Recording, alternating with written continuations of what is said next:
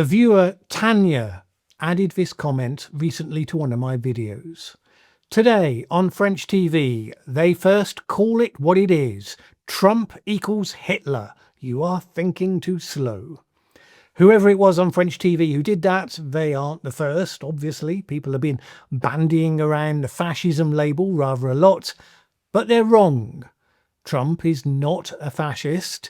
There is a direction of travel, and it may enable something more closely resembling that in the future.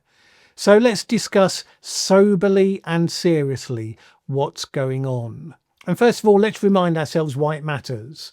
So when I was a student, some years ago, I got to go on a trip to what was then East Germany. I mentioned it was some time ago, during which we were taken to visit the concentration camp at Buchenwald.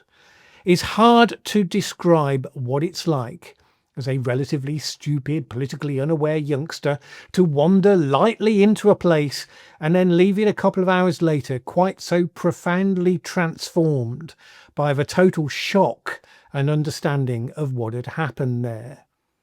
Why did we take young people to places like that? Because it was considered important that we remembered what had happened, because it was a crucial part of ensuring that never again.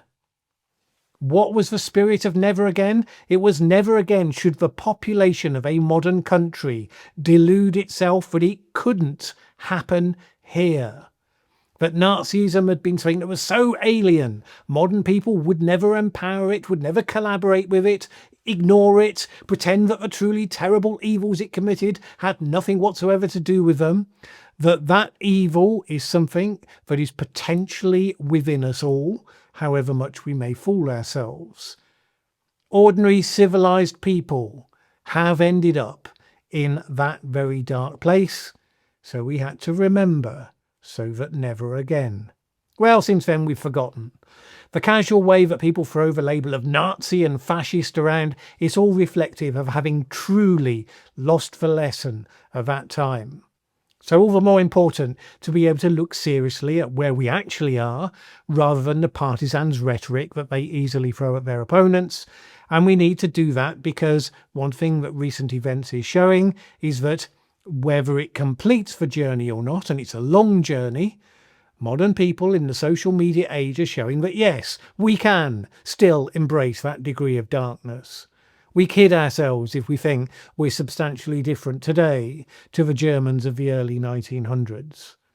But if we're going to be objective and draw real distinctions between actual fascist dictatorships of a Hitler or a Mussolini or an authoritarian communist dictatorship such as a Stalin, because they have more in common than they have in difference, what are the features about how those movements actually worked? And how do we measure where, for instance, modern-day America would be on the scale? So there are 12 key elements. Let's go through them. Authoritarian leadership. Power is concentrated in the hands of a single leader who has absolute authority. 2. Extreme nationalism. Intense pride in the nation, holding it and its people to be superior to all others. 3. The flip side of that, xenophobia and racism, a strong hatred and fear of those seen as different or foreign. 4. Militarism, glorification of the military, matched with aggressive expansionist policies. 5. The crushing of political opponents, dissent and protest violently put down, liberties restricted, major political opponents in jail or killed. 6. Cult of personality. The leader is portrayed as infallible and the embodiment of a nation. 7. State control of the economy. Typically, rigid control over economic affairs is standard. 8. Use of propaganda and censorship. Mass media is tightly controlled. Dissenting views are not allowed. 9. Obsession with national security. The regime often exaggerates or fabricates external threats to build support and justification for its actions. 10. Rejection of democracy. Democratic institutions are seen as weak and ineffective, and they're either wholly dismantled or corrupted as to be for show only. 11. Emphasis on tradition. The idea of a country seeking a return to an imagined past golden age. And 12. Use of paramilitary forces. Violence is a routine tool of control. Dictators frequently employ loyal armed groups to intimidate the population. It's worth noting from the outset that even if an American leader was politically sophisticated and fully intent on all of that as the destination they wanted to take, the US system is a very long way away from most of those. They would have to cross considerable barriers to get there. But remember Buchenwald, the lesson of never again. Don't imagine it's impossible. Just don't mistake what I've described for anything like what you currently have. What should be clear about these are that they aren't tick box items. You either have them or they don't. Partisans will be tempted to say things like, oh, Trump called for judges who opposed him to be impeached. Therefore, tick the box that says supreme power for the leader. Obviously, it's more like a sliding scale. We can continue to simplify it for the purposes of discussion, but at least have it useful if we say that it's a scale of, say, 1 to 5. Yes, if you score all 5s, or mostly 5s and a couple of 4s on these measures, you have a fascist dictatorship. The ideal situation, though, isn't therefore necessarily all 1s, because logically all 1s probably gives you weak and ineffective leadership. Some strong, thoroughly democratic leaders would post a few 3s on this scale, alongside 1s and 2s. So let's consider America's plight. Go through the list again. Authoritarian leadership. Right now, there remains a separation of powers. The US president is powerful, but can be blocked in Congress, assuming you elect people to Congress who have a spine, and by the courts. You can point at Trump's recent sidestepping of Congress and the calls to impeach judges who block certain measures. Those are concerning indicators of a direction of travel. But compared to, for example, the complete power that Vladimir Putin has in Russia, a long way to get before you get to a 5 on that one.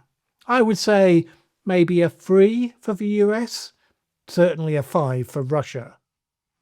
Extreme nationalism, with a strong belief in the superiority of the country and its people over all others. America does have a strong belief in its own exceptionalism, and it wouldn't take much to push that a few notches further. Obviously, the America First message of the regime pushing in that direction. So I'd suggest a 3 for the US. You can make an argument for a 4. This isn't a science, obviously.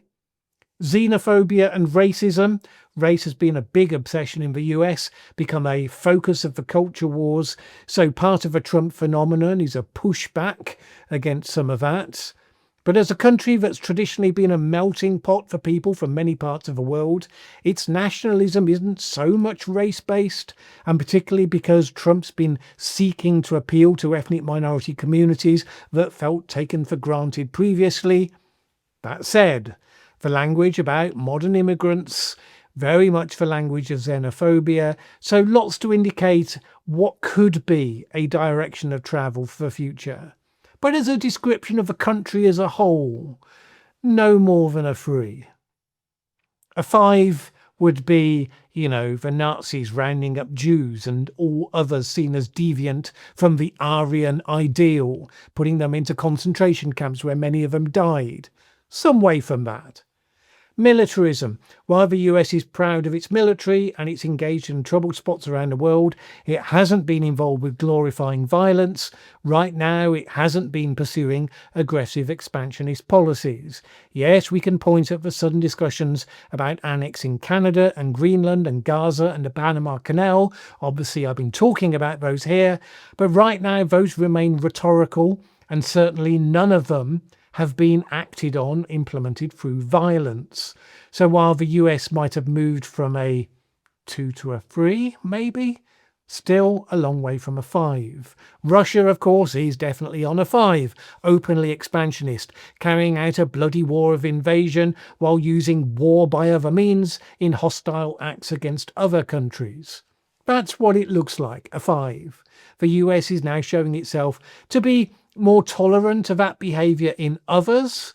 It hasn't yet shown that it will order its own military into similar acts. Suppression of opposition. Not yet, no. Political discourse in the US is pretty raw, sometimes very ugly, but political opponents are not routinely jailed without cause. Free speech remains, even if a commitment to it is never quite as absolute as the different sides would have you believe. The US remains at a 1, maybe a 2 on that score. Cult of personality. The Trump phenomenon within the Republican Party demonstrates how this could work. Very certainly a cult of personality around him for his base, for his supporters. But it's not enforced on the country. Dictatorships with a 5 in that box have pictures of the glorious leader everywhere.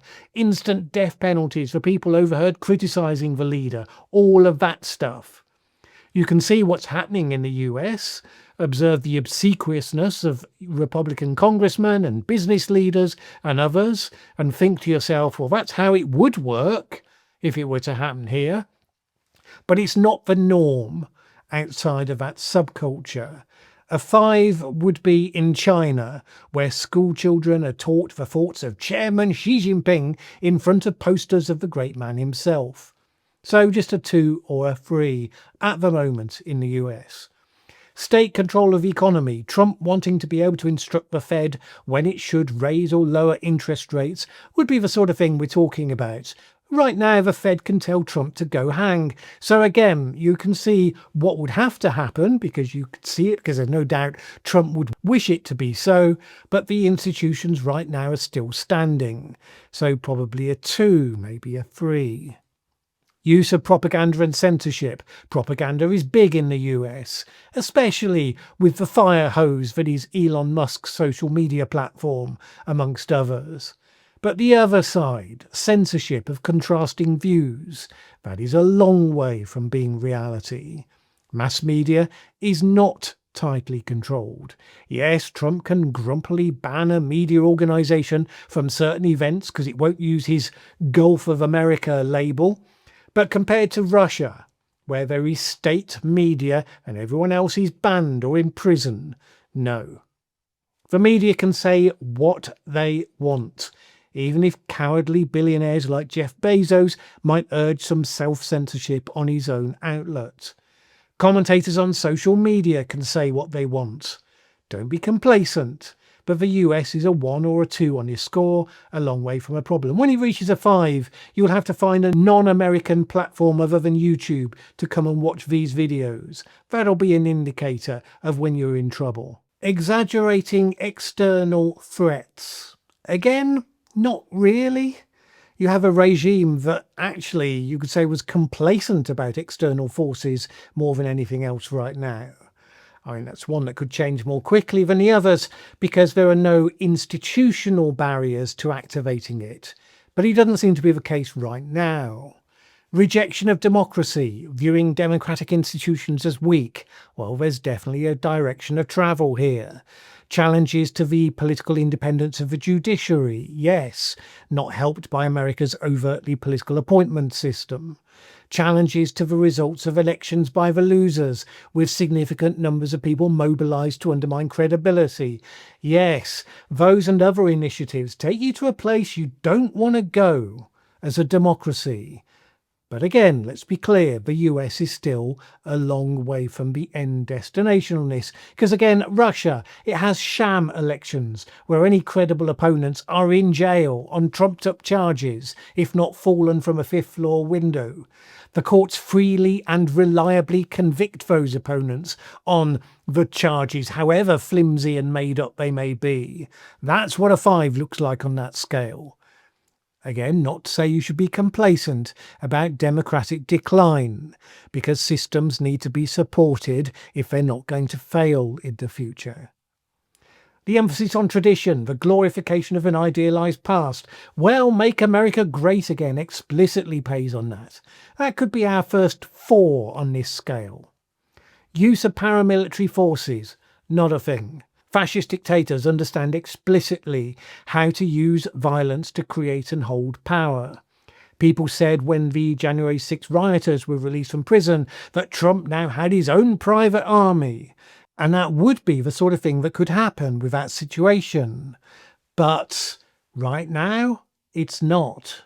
Incidences of political violence have risen as a minor background feature due to the increasingly angry political polarization. But right now, there is no systematic organization of that. And it's not a one-way process either.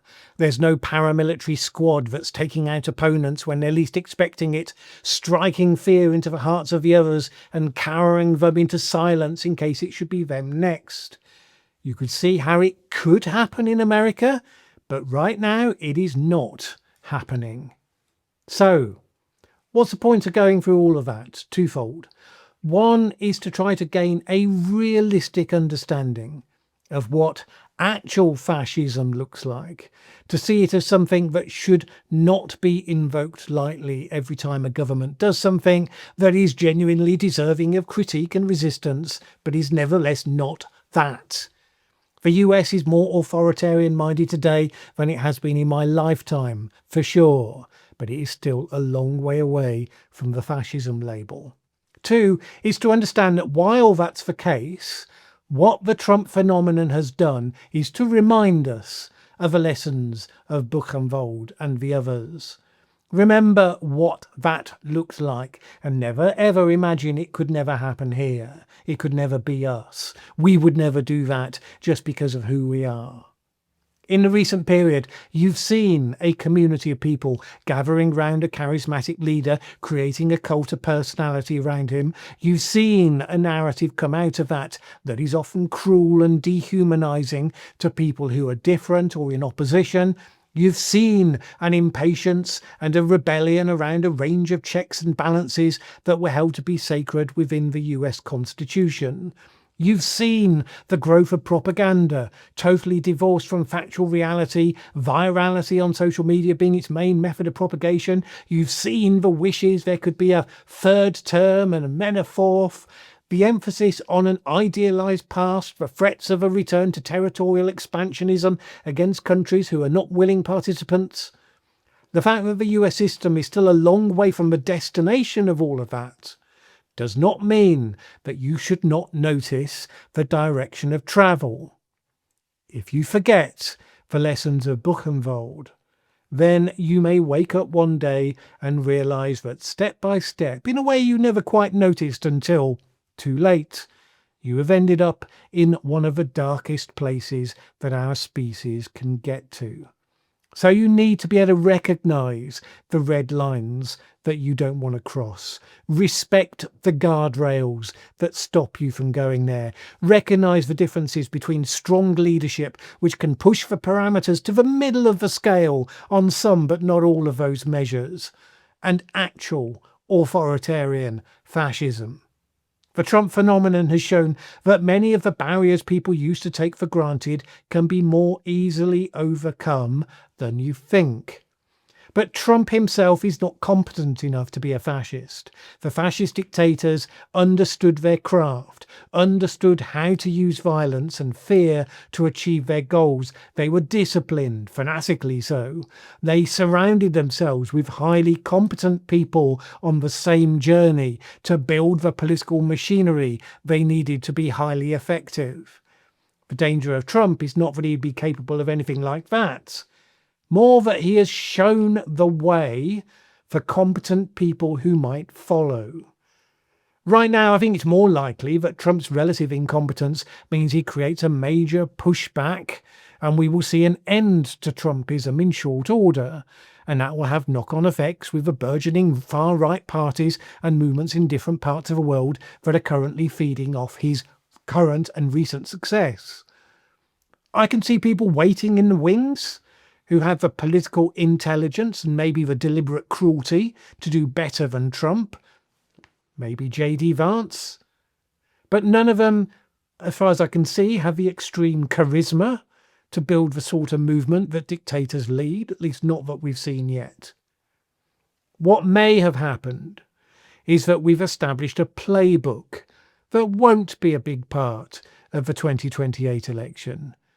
But maybe later, 2032, 2036, something will arise, having retreated, learned, regrouped.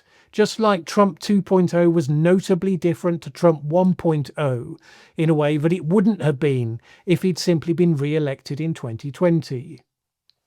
You'll know when you're there, by the way, because the free elections will stop. The constitutional ban on more than 2 terms will be discarded. That's when you'll know that you've really crossed the most important line.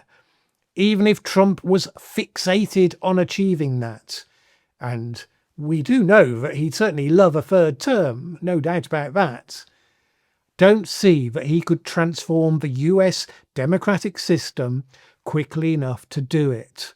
Trump is not the one. Trump may be the momentary aberration before the return of business as usual. Trump may be the John the Baptist figure for the one that follows where it gets real. All the more reason to look back at what happened in Germany, to visit one of those concentration camps. Remember, understand, and just repeat, never again.